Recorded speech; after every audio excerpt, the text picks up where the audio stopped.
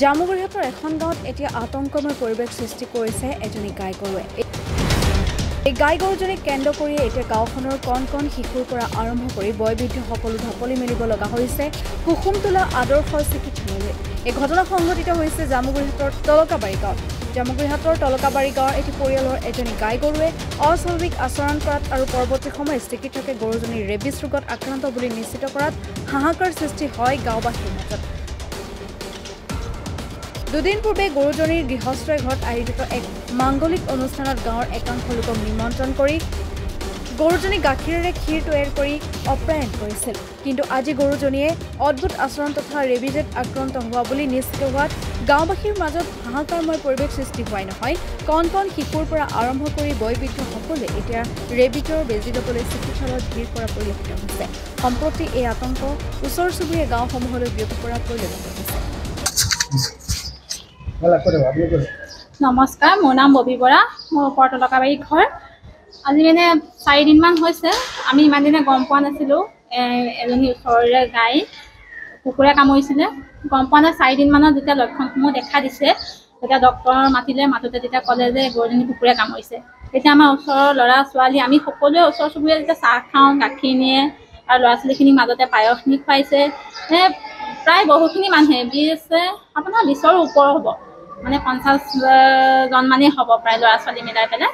এতিয়া আমি সকলোৱে যেতিয়া ডক্টৰে ক'লে যে বেজী ল'ব লাগিব, আমি সেইকাৰণে সকলোৱে বেজী ল'বলৈ আহিছোঁ। 4টা দিছে বেজী, আমাৰ তাৰিখসমূহ লিখি দিছে। আমি তেনেদৰে এতিয়া বেজীখিনি লৈ পেলাই ল'ৰা ছোৱালীখিনিক লৈ পেলাই এতিয়া আৰু হয়। আমাৰ যেতিয়া মানে গম নাপায়, কিন্তু আগতে কোনেও গম নাপায়। যেতিয়া লক্ষণসমূহ দেখা দিছে কামুৰিছে বুলি, তেতিয়া ডক্টৰ মাতোঁতে গাঁৱতো ওলাই কিবা কিবি কৰি আছে। আৰু গৰুজনী এতিয়াকে তেনে অৱস্থাই নাই, মানে আৰু পুৰা হাড়ডালহে আছে, মানে নেখায়ো, একো নকৰেও, পানীও নাখায়, মানুহ গ'লে পুছে। আমাৰ আজি 20জনমান মানুহে ল'লে, আকৌ কাইলৈ আহিব।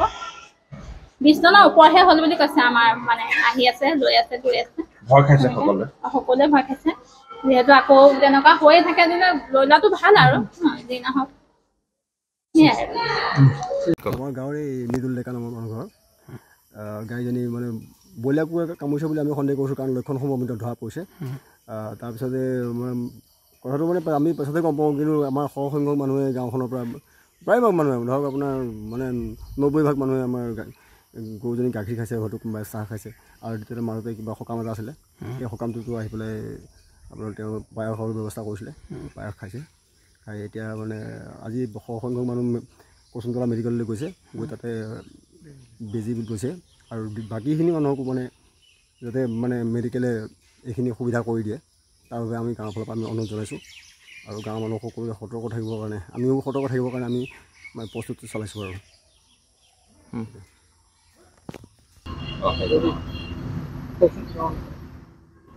হেৰিত মানে তলকাবাৰীত গৰু এটা ৰেবিজ হৈছিলে। আমি চাব গৈছিলোঁ, খবৰ দিয়াৰ লগে লগে আমি পৰ্য্যায়ক্ৰমে তাৰ চিকিৎসাটো কৰি আছোঁ।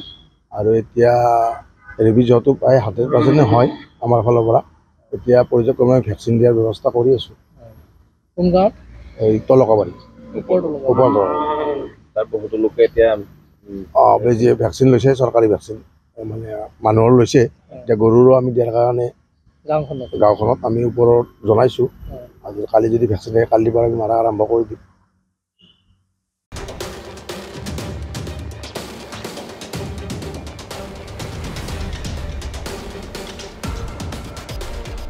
জামুগুৰিহাটৰ পৰা আনোৱাৰ মেডৰ ৰিপৰ্ট, মাই নিউজ।